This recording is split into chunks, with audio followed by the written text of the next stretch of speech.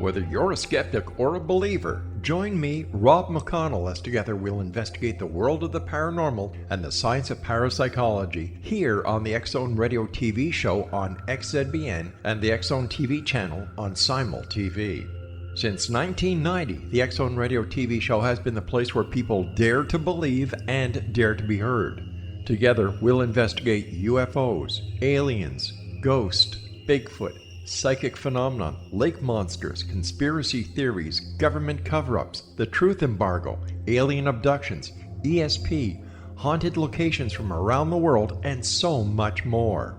With over 28 years of broadcasting and more than 4,500 individual guests, the X-Zone is truly a place where fact is fiction and fiction is reality, as evidenced by the credibility, integrity, and professionalism of the guests that we bring to our international audience. If you have seen a UFO, had a close encounter, seen a ghost, Bigfoot, lake monster, or a story that you would like to share or have investigated, contact me, Rob McConnell, by sending me your email to xzone@xzoneradiotv.com, or you can call toll-free 1-800-610-7035, extension 143, and on Skype, X-Zone Radio TV. For more information on the X-Zone Radio TV show with yours truly, Rob McConnell, visit www.xzoneradiotv.com or www.xzonetvchannel.com or simultv.com and xzbn.net. Until next we meet here in the X-Zone from our broadcast center and studios in Hamilton, Ontario, Canada, always remember, X-Zone Nation, keep your eyes to the sky and your heart in the light.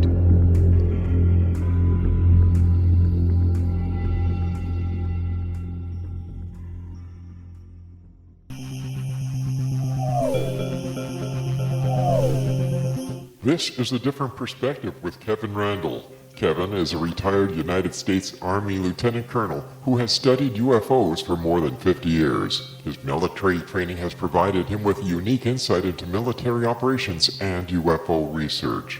Kevin has investigated many of the most mysterious cases and has been consulted for dozens of documentaries and been interviewed on hundreds of radio and television programs about UFOs. Considered to be one of the leading experts on the Roswell UFO crash, Kevin has written more than 25 books about UFOs, including Roswell in the 21st Century and Encounter in the Desert, a re-examination of the Socorro UFO landing. Now here's the host of A Different Perspective, Kevin Randle.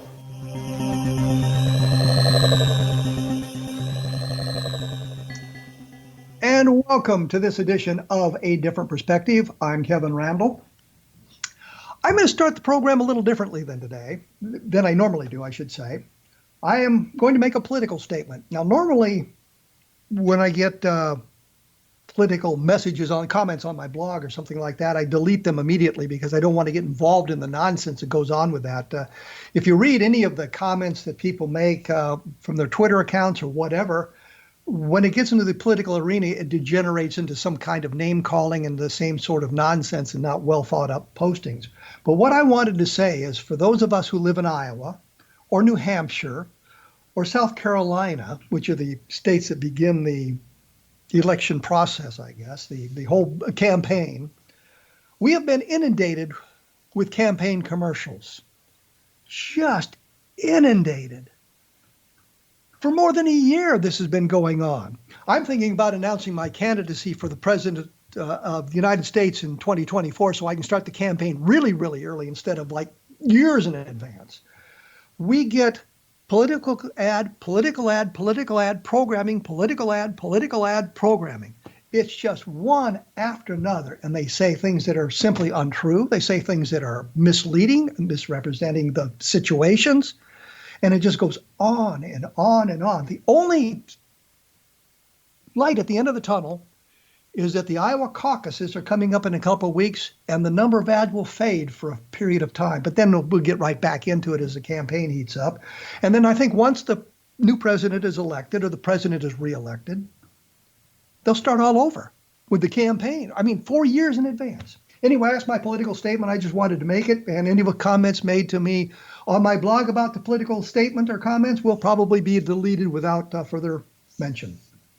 But this kind of leads me into the next point, which is the cancel culture, where if I disagree with you, I now go out of my way to get you canceled from whatever you're doing. In ufology, you have to embrace everything. You have to embrace MJ-12. You have to embrace alien abduction. You have to embrace crop circles, animal mutilation, the Roswell crash. All these subsets of ufology you have to embrace. If you say anything that suggests you might not accept one of these arenas, then there are those people who will attack you. They won't want to discuss with you why you hold those points of view. They merely want to attack you. Best example I have of this, and I hesitate to mention it because I know it's going to open up me to more criticism, but a couple of years ago, the Billy Meyer stuff came up. MUFON was holding their symposium, and they were inviting guests to talk about their experiences that I thought were a little bit untrue, made up, invented, fiction. And I just suggested that if they're going to do that, because the attitude was, well, we want the membership to hear these people talk and let them decide for themselves what they want to believe. They said, well, why don't you invite Billy Meyer? Let them believe what you want about that. And for a moment, I was the darling of the Billy Meyer cult. But then in the comments, as we were going through the comments, I made what I thought was a fairly benign and off the cuff statement about, I don't find the Billy Meyer evidence persuasive. I don't believe in the Billy Meyer case. Well, this just outraged the Billy Meyer people. How could I say that? I've defamed Billy Meyer. My opinion is I do not believe the story. I don't find the evidence sufficient. Why should that outrage you? What do you have to change my mind? But it wasn't that way. It was merely an attack on my reputation, on me. I was called a coward. And that'll lead us into the next segment at some point here, and which is a nice segue. But it's that sort of thing. I found myself on the outs of any number of places because of the radical points of view I've held. Aztec, New Mexico crash, started by two con men. I don't find the evidence persuasive. They haven't produced anything of an independent nature that suggests this crash took place in 1948. And in fact, some of the people who were living in Aztec, New Mexico in 1948 said it never happened. We had one of the guys on the show, Marty Shriver, who talked about that. I think he was a high school student in 1948 and talked about that never happened. I wanted to get the Ramseys on the show to talk to me about that. And we talked to them and we talked to Shriver and get kind of a dialogue going on. But Ramsey didn't want to participate.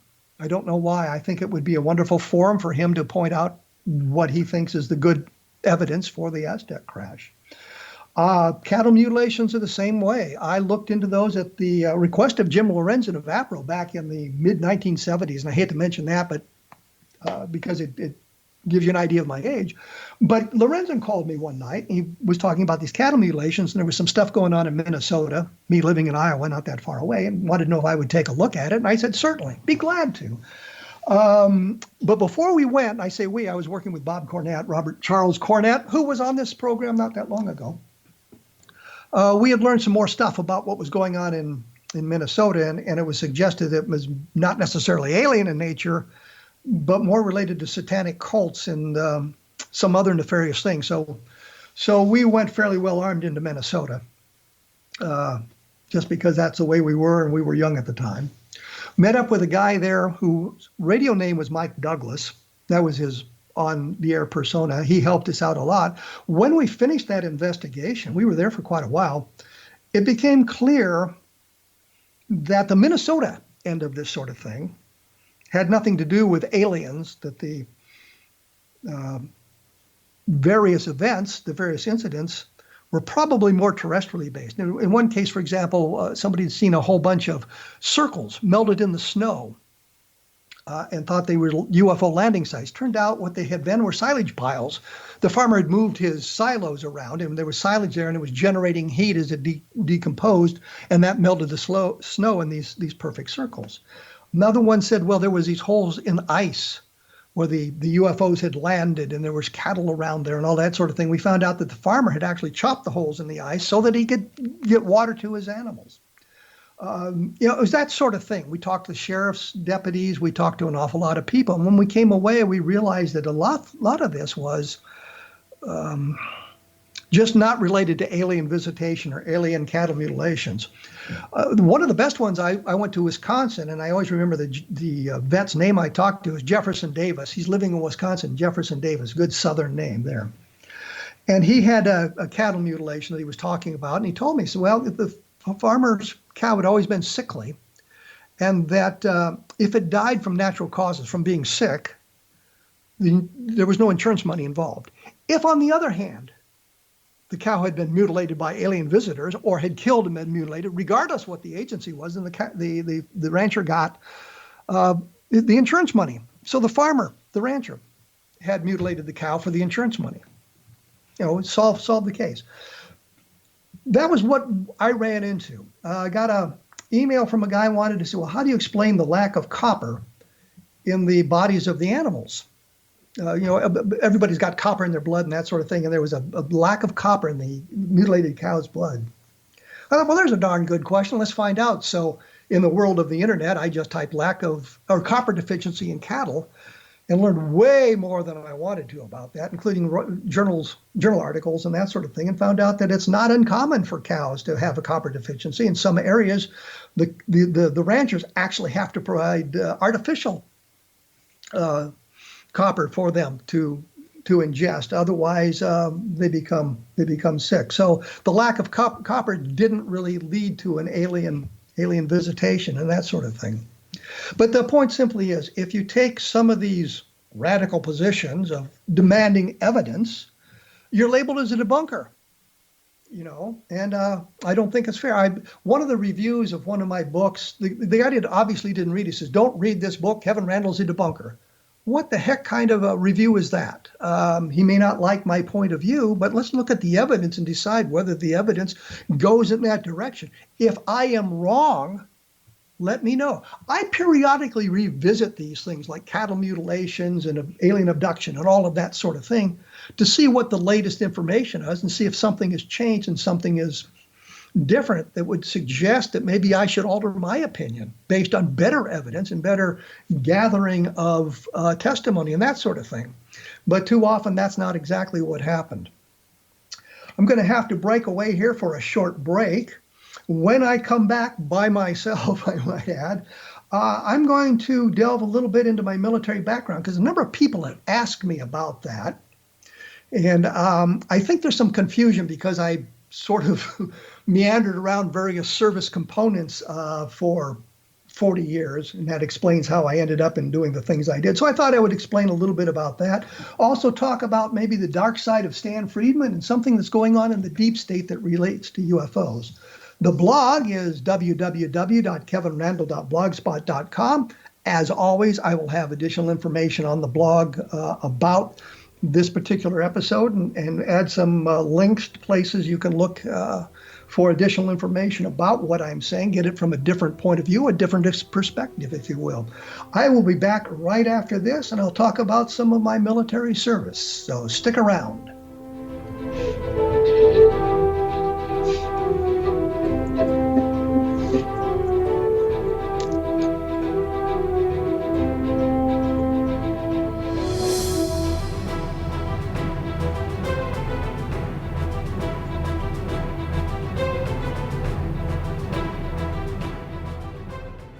Patty Conklin grew up in Brooktondale, New York with a unique ability. Unlike others, she could see how the vibration of words and emotions affected the physical body. She discovered how to release stored emotion and facilitate healing. This began today's Conklin method of cellular cleansing. The private practice grew with tremendous results, as did her reputation. More and more people sought her out, bringing her into the home for healing.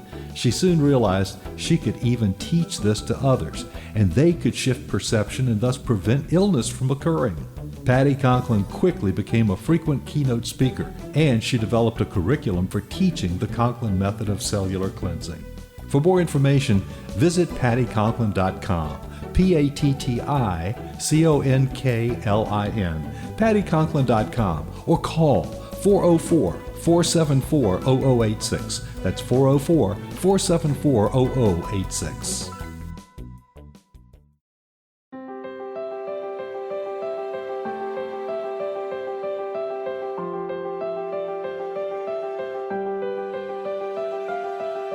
Mission Evolution is dedicated to the well-being of the planet and animals, as well as the evolution of humankind.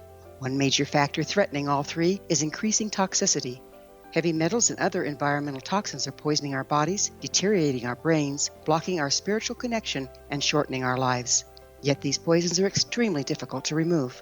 I'm Gwilda Wiyaka, and I recently became aware of a product created from the marriage of nature and nanotechnology called Vitality.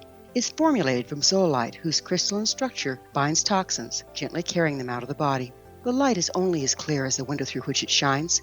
Clear your body, shine your light into the world. Visit vitalityhappens.com for a 20% discount. Enter code PATHHOME.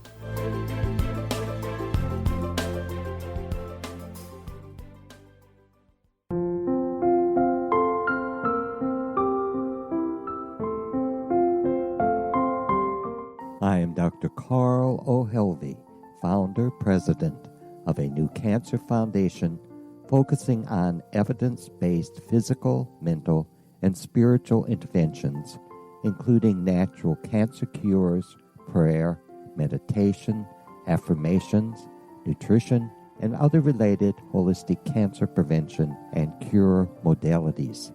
These are used in cancer education, research, and financing care. I ask for your help to continue this important work by donating at www.holisticcancerfoundation.com.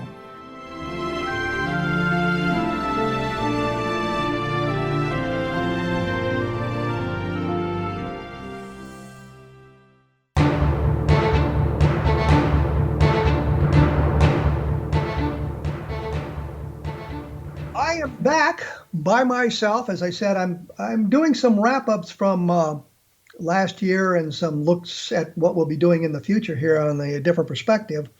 I was going to do this in December, but John Burroughs kind of got in the way of that after Charles Halt had been on the program, and I wanted to get him on to kind of talk about his attitudes toward the Rendlesham Forest case, because I thought that was more important than me rambling on. When I went away by myself, I mentioned I was going to talk a little bit about my military career because the questions have come up. I did a book, Reflections of a UFO Investigator. In that book, I kind of did a chronology of my life from high school to the point of that book ending. So you got some of the military stuff. For example, while I was in flight school, a guy named Carol Wayne Watts claimed to have been contacted by aliens, and his story was big news. And since he lived in Texas and I was at Fort Walters, Texas, I took a 3-day pass, managed to get a 3-day pass, and went to interview him about his experience. And that was in the book, and so it all kind of related that way. But what I thought I'd point out is here, when I graduated high school, and I won't say when, although it'll become probably clear at some point, about 4 weeks after I was out of high school, I found myself in the U.S. Army. I had volunteered. We didn't have the money for me to go to college. The plan had always been I would go to college. The plan was I would get the GI Bill by serving in the United States Army, and then I could afford to go to college, which kind of worked out. So I went to the Army, did my basic training at Fort Polk, Louisiana, which, by the way, was not a fun place to be. And it's not just because of the basic training. Then went to Fort Walters, Texas for flight school. So I became an Army helicopter pilot. Eventually went to Fort Rucker, Alabama. We did advanced training. And found myself in Vietnam 3 or 4 weeks after graduating from flight school and being appointed a ward officer. Back at that time, we were appointed. Now they commission them after you've served out your ward officer. You become a commissioned ward officer after a year, 18 months, or whatever. But we were just ward officers.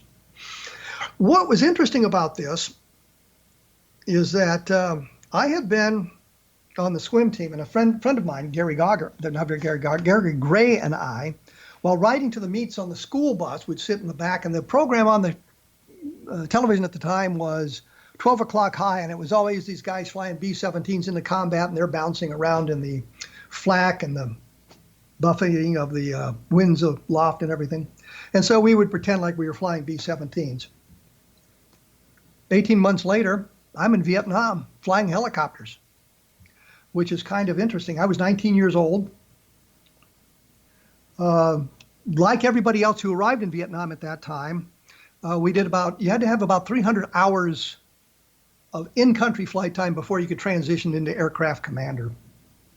So you spend 2 months, 3 months in Vietnam learning to fly in combat environment, and then you are turned loose as an aircraft commander. And it's always a strange thing because as a warrant officer, you're like the lowest ranking officer in the United States Army. Second lieutenants outrank you. But in aviation units, you would find the aircraft commander would sometimes be a warrant officer and the co-pilot would be a captain. And the captain co-pilot had to listen to you because you were the aircraft commander, no matter how young you happened to be or how low ranking you were, because you had the experience in the combat environment. So that's one of the things that went on. Now, what these people want to know is what happened in Vietnam? What was going on in Vietnam? And the one story that kind of explains this is like I said, we had been pretending that we were flying combat missions on the way to swim meets. Now I'm flying combat missions.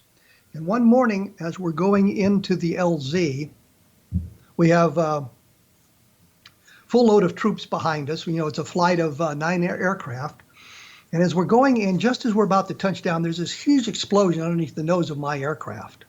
Breaks out the chin bubbles, the clear spaces underneath the chin of the Huey, broke the pedals on the co-pilot side. Thank God I was flying the aircraft. Broke some of the instruments, broke out the windshields. Ironically, didn't do anything to the rotor blades. It should have damaged the rotor blades, but it didn't. So I did what was called a hovering auto rotation. I hear somebody calling. I know where the RPGs are coming from. I'm thinking if he was that close with the first RPG, I don't want to hang around for the second. I look at the engine instruments. They're in the green. The rotor's in the green. Everything's good. I see the aircraft from behind us pulling up on each side on the flanks. The door gunner and one of them and the crew chief of the other jump out to help us. I pick the aircraft up to a hover. We're still flyable. And we're on the go. Trail has said, your lead, you're down, take off, and everybody's taking off, and I'm going with them. I'm not hanging around. I'm about to join the flight, and I realize that the guys in the PZ, the soldiers in the PZ, aren't going to want to get on this aircraft because we're badly damaged. So I break off, told them I'm going to Cu Chi because of combat damage.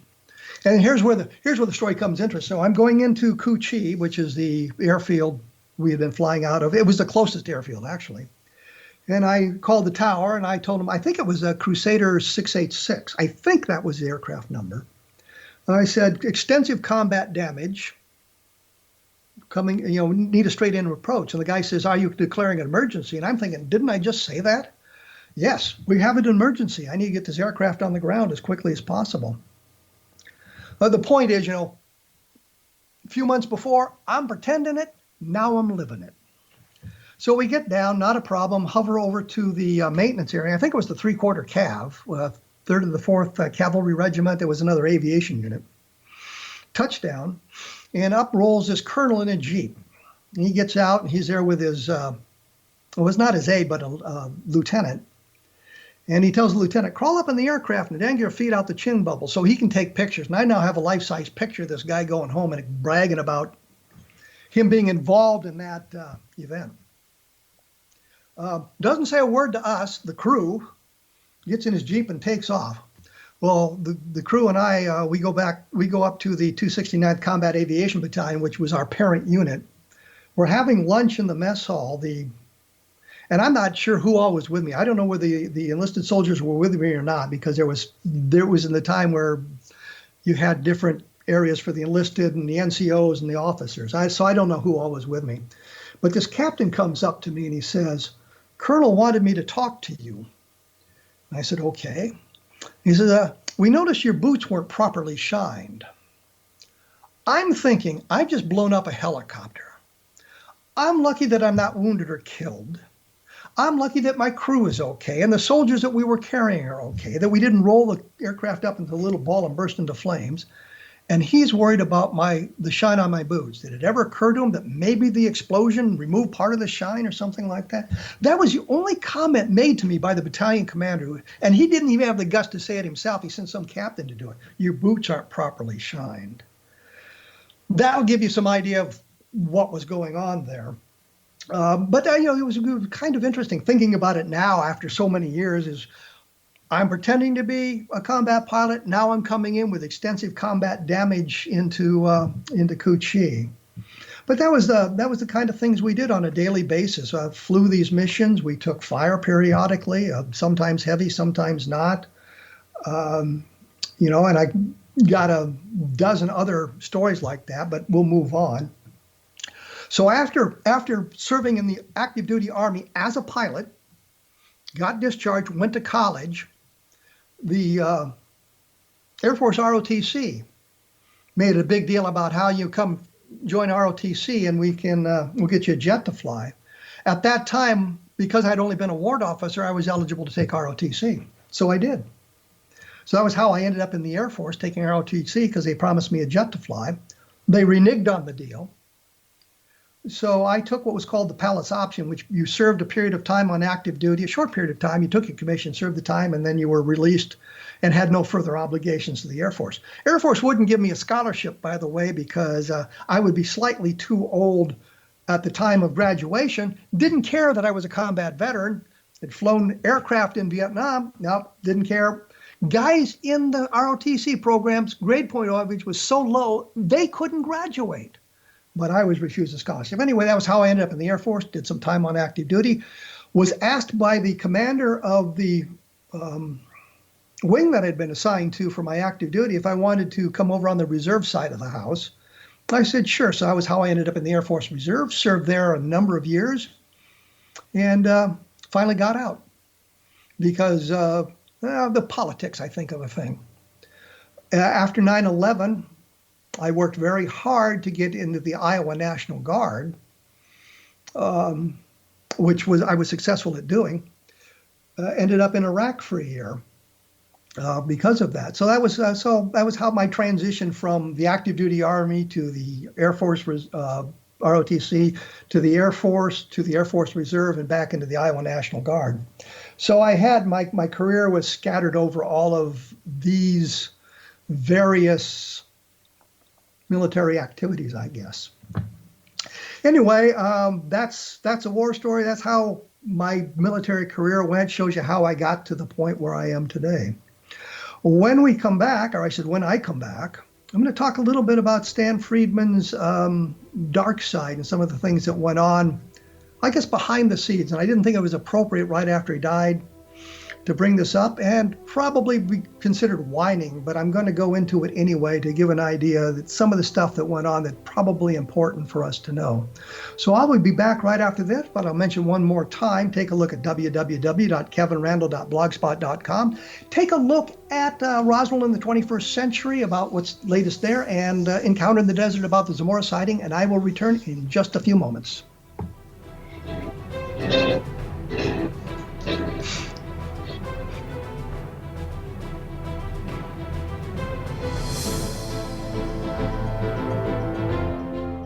Audience. If you have seen a UFO, had a close encounter, seen a ghost, Bigfoot, lake monster, or a story that you would like to share or have investigated, contact me, Rob McConnell, by sending me your email to xzone@xzoneradiotv.com, or you can call toll-free 1-800-610-7035, extension 143, and on Skype, X-Zone Radio TV. For more information on the X-Zone Radio TV show with yours truly, Rob McConnell, visit www.xzoneradiotv.com. or www.xzonetvchannel.com or simultv.com and xzbn.net. Until next we meet here in the X Zone from our broadcast center and studios in Hamilton, Ontario, Canada, always remember, X Zone Nation, keep your eyes to the sky and your heart in the light.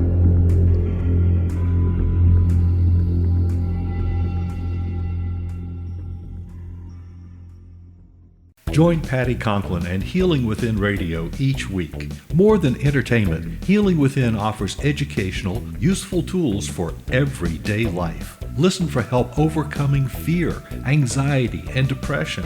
Patty knows about eliminating cancer, MS, dementia, Parkinson's, and a host of illnesses that we face every day.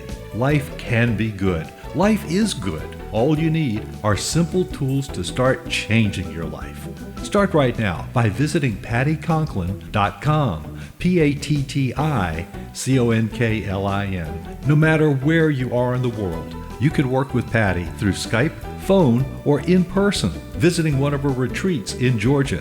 Visit pattyconklin.com today or call our offices at 404-474-0086. That's pattyconklin.com or call 404-474-0086.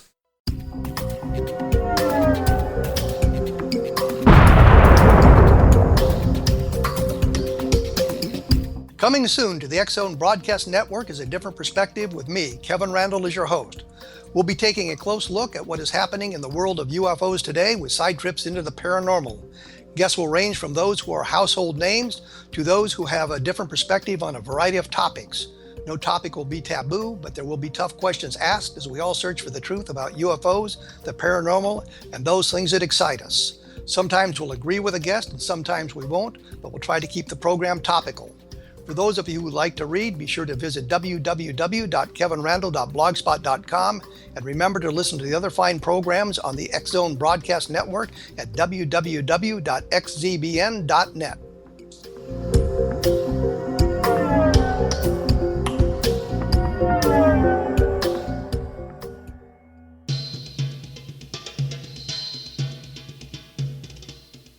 I have returned from the latest break, I guess. When I checked out for a few moments here, I said we'll talk a little bit about Stan Friedman's dark side. And as I said, I'm a little bit leery about doing this because I know that it can blow back on me somewhat. But I think there's some things that need to be said. And I didn't think it was appropriate right after he died. I'd been asked by a number of people to comment on that. And I did an obituary on my blog that I thought was fairly neutral, pointed out that we had mostly a cordial relationship, but there were things that went on and things that Friedman did that just weren't exactly, shall we say, up to snuff. I almost used another term, and I think that would have probably got me in trouble with some protected group, so I refrained from doing that. I first met Stan Friedman, I think in 1990. I knew who he was. I mean, we had been, and I say we, had been writing articles for UFO magazines and whatnot. I stumbled across his name here and there in writings. He usually paired up with somebody else. I was doing the stuff by myself. He and I were not writing together. So I knew who he was. The vision I have, the memory I have, is we met in a parking lot in a rest area in Illinois. It may be we were in a parking lot at a restaurant. Stan had been doing a lecture in the area, and Don Schmidt and I were there on part of the Roswell investigation, and we coordinated a meeting. And for some reason, I have an idea it's like a interstate rest area. Anyhow, it was a parking lot. We were outside talking about it. And Stan knew that we had sold a book, UFO Crash at Roswell. He wanted to join us in that project. He wanted his name to be on the book. He would be in the third place, and we would give him a quarter of the money. I thought that was a kind of a cheeky thing to do. I was disinclined to agree to that because he had promised to help us and never did. The information we'd gathered on our own. Best example of this I can think of is Bill Rickett, who was the NCOIC, which is the sergeant in charge of the counterintelligence office at Roswell in 1947, working under Sheridan Cabot, who was the OIC officer in charge. Stan had told us Rickett is dead.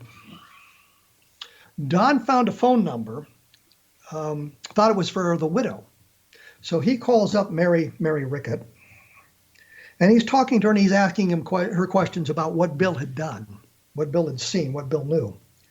And she says to him, surprisingly, "Oh, Bill's sitting right here. You want to talk to him?" So, of course, we talked to him and got some very good information from him, and seemed to be a very nice fellow, very sincere fellow, talking about his experiences in Roswell in 1947. But that was the sort of thing that Stan did all the time. It was always a one-way street. We would provide him with information and cues, and he would not. Another good example is Gerald Anderson, who turned out to be a major, I'll say it, liar. Let him sue me. What the heck? Major liar on the whole UFO thing. Claimed that he'd been there on the plains of St. Augustine and seen the crash of the Bonnie Barnett sighting end of it. The thing was, I had found, well, actually, I should say Anderson had found us. We had done the program Unsolved Mysteries. And at the end of the program, they say, if you have any comments or information about this segment, write to or call our call center. Anderson called in, and they sent the information to me. And I called Anderson up. We had a nice chat for about 50 minutes. And let it go at that. I immediately wrote Stan and told him about this guy, Gerald Anderson. And Stan called Anderson. And the next thing you know, Anderson won't talk to me. And we're wondering why. Stan had told him that I was a former intelligence officer, which of course was true, that I wasn't to be trusted, and that I wrote fiction. So I had to be careful. So Anderson cut off all communication with me, then produced a phone bill showing that his call to me was only 26 minutes. Because it was a call to my number, I was able to get the telephone records, which I probably wouldn't be able to do in today's environment. Showed the call was, I think, 54 minutes. So we had Anderson not only lying about things, but he forged documents as well. Anyhow, Stan was a big proponent of the Gerald Anderson stuff. What really was kind of funny is we were at a meeting in Chicago. Stanton Friedman, Don Berliner, Don Schmidt, Tom Carey. I want to say Tim Carey. I served in Iraq with Tim Carey, Tom Carey, and some other people from the Fund for UFO Research and the Center for UFO Studies. And we had given Stan, he had requested a bunch of stuff from us. We'd given it to him. We'd requested stuff from him, and he just really didn't do it, which was part of the protocol for the meeting. You had to swap the information, sort of a discovery process, I guess. So we're sitting there and we're talking about that, and we're astonished that Stan had not recorded the first phone call with Anderson. He says, "No, I just didn't record it." Don Berliner, and as Mike Sword said, bless his heart, reached into this paper bag that he carried as his briefcase, I guess, and says, "Oh, sure you did, Stan. Here's the tape." And so we got to listen to the tape. The first 10 or 15 minutes is cut off by Stan narrating over Anderson, which strikes us as extremely odd. But you hear the things that Stan was saying about me, and not to talk to me. Don't talk to Kevin Randle, talk to me. You know, he's I guess a stooge of the Air Force, that sort of thing. An allegation that's slung all the time. Didn't think that was really the right thing to do. It all came out in the wash, though, when we were able to discover that Anderson had forged his phone bill and had identified the archaeologist as turned out to be his high school anthropology teacher, who was not available on the plains of St. Augustine in July of 1947. So that was one thing. The other thing that got me was I was doing a presentation in Cincinnati, Ohio. On the morning of the presentation, the host told me they'd gotten a call from Stan, and he wanted to know why they'd booked me for this presentation rather than him. And he said, didn't you want a scientist? And I said, well, you should have asked him, yeah, do you know one? But, it was something set up. And I've run into this before at science fiction conventions. If you write a science fiction book, there are science fiction writers who think you've taken money out of their pocket. Couldn't possibly write all the books. Stan could not possibly do all the presentations about UFOs by himself. There had to be other people involved in doing these presentations. He just couldn't physically do it. But he felt it was taking stuff out of his pocket. Robert Hastings, who was also on the lecture circuit, wrote the book UFOs and Nukes, or Nukes and UFOs, about incursions in the weapons facilities on Air Force bases and that sort of thing. Actually threatened to sue Stan because he had a letter from one of the colleges that had booked him to give a presentation, and a letter from Stan, or I guess a phone call from Stan, saying that they should cancel Robert and book him instead. I have that documentation. I also have documentation from Jim Moseley, and he had done the same thing to Jim Moseley. Moseley told me, though, that he didn't really care because he was getting tired of the lecture circuit and he was going to stop doing it anyway. So that didn't really bother him. But the point is, here are three of us who have had the same experience of Stanton Friedman trying to, I guess, take our bookings away from us. I didn't really care that much either because I just wasn't a fan of doing those sorts of presentations. But, if somebody asked me, I had to do it. But the big thing was, after we had told Stan that, we're going to do the book on our own, publishers don't like 3 names on a book cover. They really aren't really happy about 2 names, but they'll do it. But 3 names, they didn't really want to do it. Stan wrote to the publisher, accused us of stealing other researchers' information, would use it without credit or attribution. Flights of fancy, fictionalizing the accounts, that sort of thing. Ironically, that's what Stan did with his book. If you go through Crash at Corona, his book on it, you can find interviews that Don Schmidt and I had conducted without a word providing attribution or credit for it. One of them is with Bill Brazel, the son of Mac Brazel, for example. So, that was kind of annoying that he did that sort of thing. Dick Hall became really annoyed at both Stan and me about this fight and asked for evidence. So I sent him the documentation that I had, not only the letters from my editor, but the letters from Stan Friedman to the publisher, which the publisher had sent me, and that sort of thing, showing that what he had done there. And then I spent about 24 hours on the phone, not all at once, you mind you, over several days, talking to the lawyers at the publisher. And then finally, one of the lawyers asked a pertinent question. He said, "By the way, did you record these phone call these interviews?" And I said, "Yes."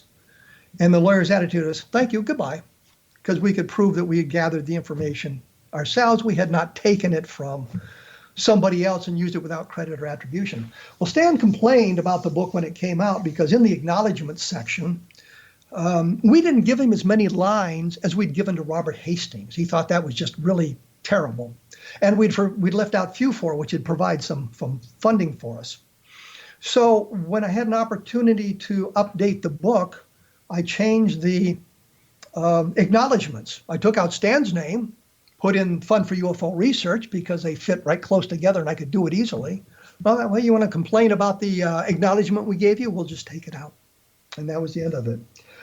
I have a thick file with much of this stuff on it. He did a article in the MUFON Journal, 38 False Claims by Kevin Randle and Don Schmidt, basically made up. Don't know why they published it, but they did.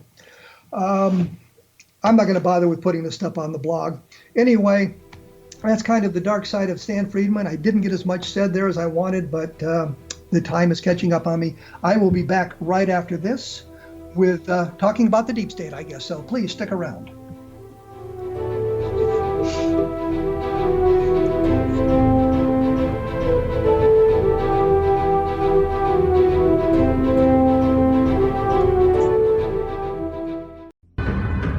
If you are looking for a safe, zero-calorie natural option to the harmful artificial sweeteners on the market today, Just Like Sugar is what you're looking for. Just Like Sugar is a wonderful natural alternative for those health-conscious people who choose a calorie-restricted diet with a great, pure, sweet flavor that tastes just like sugar. Just Like Sugar is a great natural option for people suffering from diabetes and may be useful in restricted diet programs where standard sugars are not allowed and does not cause a laxative effect of some other sweeteners. Just Like Sugar comprises a perfect blend of chicory root fiber, natural calcium, natural vitamin C, and Just Like Sugar's sweetness comes from the natural flavors from the peel of the orange. Just Like Sugar is a natural alternative to harmful artificial sweeteners and will change the way that you believe all natural sweetener products taste. Just Like Sugar is available at your local Whole Foods markets, Wild Oats markets, Henry's, Sun Harvest, and many other fine natural food stores in the U.S., Canada, and worldwide. They are here, and they've been here for thousands of years, making their presence known in the shadows. They might be seen by a lonely motorist on a deserted road late at night, or by a frightened and confused husband in the bedroom he is sharing with his wife. But who are they? What do they want? Why are they here? Perhaps most concerning, has the government been aware of their presence all along? The new book by L.A. Marzulli, UFO Disclosure, the 70-year cover-up exposed, delves into the world of UFOs. Can full disclosure be soon? Order now and receive a free hour and 37-minute DVD on the UFO phenomenon. UFOs are real. Get both the book and the DVD, a $40 value, for only $19.99. To order your book and DVD today, go to lamarzulli.net. That's LAMARZULLI.net. You have heard of the X Zone? Now watch it on Simul TV, plus 500 video games, live TV channels, free video on demand, worldwide, and more. Does this sound like tomorrow's television? Well, it is, but you can have it today, right now. It is Simul TV. Simul TV offers what the others only wish they could provide. 15 exclusive channels like X Zone, sci-fi, and horror. We are worldwide. No other provider offers that. 500 built-in video games. No need to have an extra expensive system. We have them included. Free video on demand. Live streaming events from around the world, interactive online network, and much more. Tomorrow's TV today. Simul TV. Sound too good to be true? Well, it's not. You can have Simul TV today. Sign up at simultv.com. Do it today.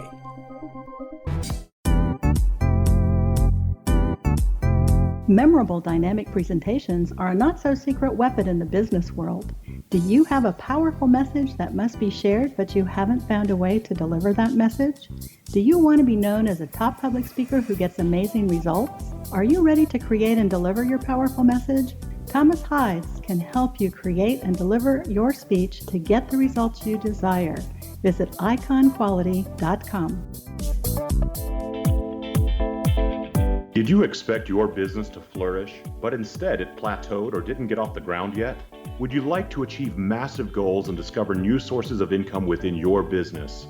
When you're ready to experience that type of success with fast results, Cindy Hendricks is the business coach for you.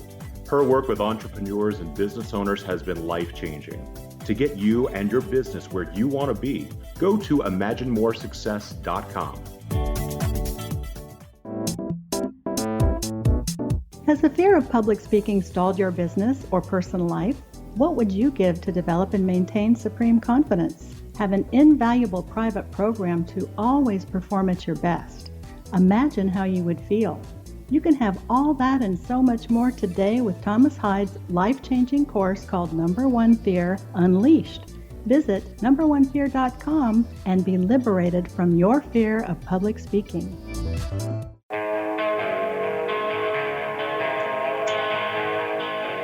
I am here now with the final segment. Little bit of unfinished business, however.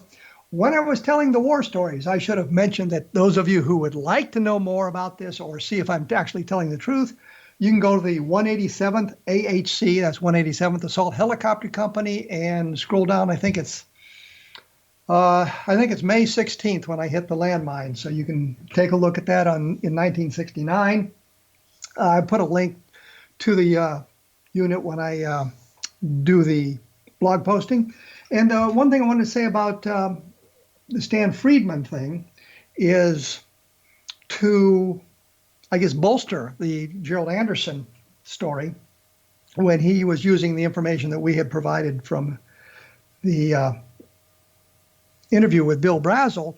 He inserted a word into the conversation as if it was an important word, that there had been a black sergeant with Anderson who had visited Bill Brazel.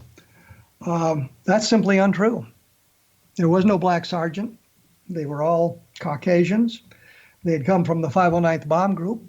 Cal Korff had said at one time there were no black sergeants in the 509th Bomb Group. There were, in fact, 24, according to the yearbook. And I say at least 24, I should say, because Walter Hott, who put it together, told me that they missed 10 to 20%. So there could have been 5 additional black sergeants in the 509th Bomb Group.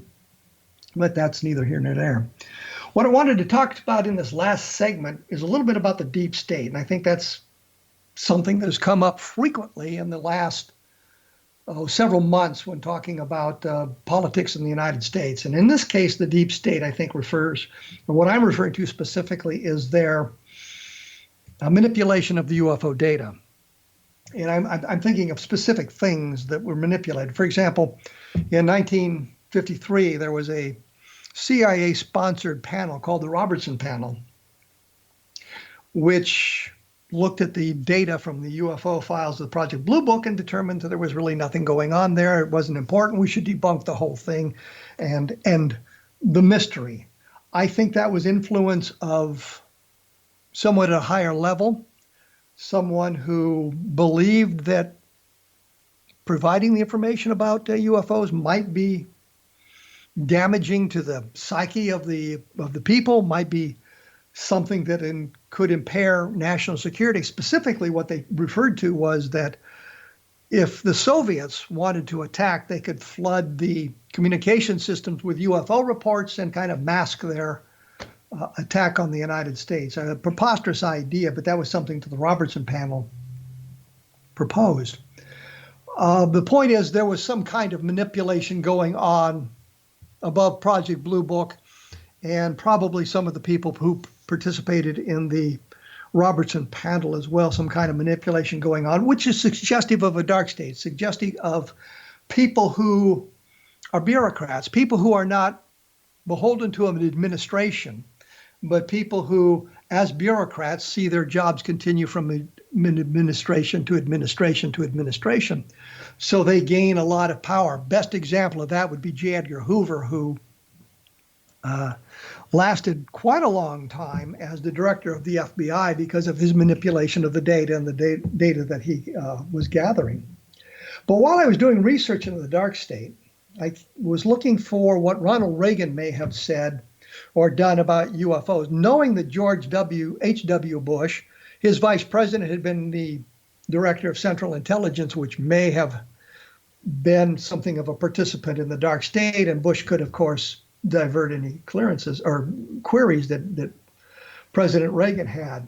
I came across a briefing that was supposedly held in June of 1981, I think at Camp David, and it mentioned the higher levels of the Reagan administration, but it also mentioned somebody called the caretaker who was the briefer, but we never have the identity of who that is, which I find worrisome. But remember, this is June in 1981. So I was reading through this, and it's actually a fascinating read. I'll get a link up to it in my blog if you want to read the entire briefing. But there are problems with it. The one that the first red flag I came to, of course, was we don't have an identifier of who the caretaker is. He was the one that was supposedly in contact with the alien who was retrieved during the Roswell crash, and was interviewed by Air Force officers for a period of 5 years before the alien died. But they mention MJ-12. Now, if we believe MJ-12, and this document was from 1981, well, obviously the Eisenhower briefing, which supposedly took place in 1952, could have been some of the information they used to gather. But I believe, and I think the large majority of the UFO community now believes that MJ-12 is probably not true. We talked to Ryan Wood not too long ago about MJ12, and I think Tom Whitmore, who's going to be on this program next week, we'll talk about MJ12 as well. But in reading through this, it's kind of a fascinating study of everything going on. Talks about where they come from, the aliens come from, and of course it's Zeta 1, Zeta 2 Reticuli, which is the double star system, which was identified by Marjorie Fish based on the Betty Hill star map. Marjorie Fish created these three-dimensional models of the stars in our galactic area and viewed it from different angles until she came to a pattern that sort of matched the Betty Hill star map. Only problem with it, she left out all the red dwarf stars because she figured there'd be nothing of importance for an alien race to visit, which is probably not true. Probably assumed that there wouldn't be planets around red dwarfs, and there are. And there might be some kind of mineral or element that they need in those places. But she eliminated all those. Some of the star distances she used have been recalculated and either moved them out of the range that she wanted them in or moved them in closer. So there's some real problems with the star map. But anyway, the point simply here is this briefing officer talked about the Zeta 1, Zeta 2 Reticuli as the being system where some of the aliens came from, the little gray aliens came from, and that it was about 40 light years away, which is true. Takes them 9 months to get here, based on their manipulation of space and time and what they called tunnels in this briefing, but of course we would now call wormholes. But what got to me on this is reading through this, and as I said, I thought it was an interesting read and treat it like science fiction as opposed to real stuff. But as I'm reading through this, there comes a point where they refer to Roswell. Don't really mention what's going on at Roswell, just use the term Roswell. Now, you and I, in today's environment, understand if I say Roswell, you know I'm talking about the crash event from 1947. In 1981, the Roswell incident had just been published. Nobody was really talking about Roswell as Roswell, and if you were going to say it, you would probably say the Roswell UFO crash rather than just Roswell as a identifier for this event. This struck me as an anachronism. And to me, this was the thing that really told me that this was bogus. Not just the mention of MJ12, but the fact that some of the terminology and some of the thing they were talking about is really stuff that came about, that we learned about, supposedly, after 1981. They talk about the program of sending American astronauts, or maybe Terran astronauts, Earth-based astronauts, to the planet, Zeta 1, Zeta 2 Reticuli planets. That's where they send them a 9-month trip. They spend some time there. That the alien, EB1, which is the term that came out of the MJ12 documents, I guess, EB1 was able to learn English quickly and gave us a lot of clues about how their stuff worked. Anyway, this is some of what you find when you look at the dark state. As I say, I don't really think this is very accurate information. Some of the other things that I found in there are anachronisms and things that we know simply are not true. But if you want to read it in its entirety, I'll put a link up in the blog at www.kevinrandle.blogspot.com so that you can take a look at that and decide for yourself whether you want to accept it or not. I think you need to bring a very skeptical eye to it. Otherwise, I think you're going to go off in a tangent that you probably don't want to follow. And that's kind of the problem with a lot of the UFO field is we've got all these things going on now like this that cloud the issue. We should be able to get much deeper into the UFO phenomenon, but we keep getting sidetracked on this stuff. And there's people out there claiming to be people who are involved in these projects but offer no real proof of it and that sort of thing. So I think that's one thing that we need to keep in mind when we're looking at the all of the UFO information. I try to bring a skeptical eye to it and provide information so you can look at both sides and kind of decide for yourself whether you want to believe this stuff or not. And that's why I put the links in the blog posting. As I said, next week I'm going to be joined by Tom Whitmore. He is I think he's the financial director, or he has an important post in MUFON. I don't have my notes in front of me, so I'm lost on that. We'll be talking about UFOs from MUFON's point of view, talking about UFOs, MJ-12 and his take on that, and that sort of thing, which might be an interesting program. I have, in Roswell in the 21st Century, there's a long appendix about my investigation of MJ-12. You can take a look at that and decide whether or not you want to accept that information and my conclusions. There's a lot of other stuff there. Also take a look at Encounter in the Desert, which is a look at the information around the Lundy Zamora sighting. I think that's a very important sighting in ufology, and we need to keep in mind that it's not just single witness, it's a much more important sighting and could give us some valuable information. As I say, I will return in about 167 hours with Tom Whitmore talking about UFOs, so keep that in mind, and we'll see you next week.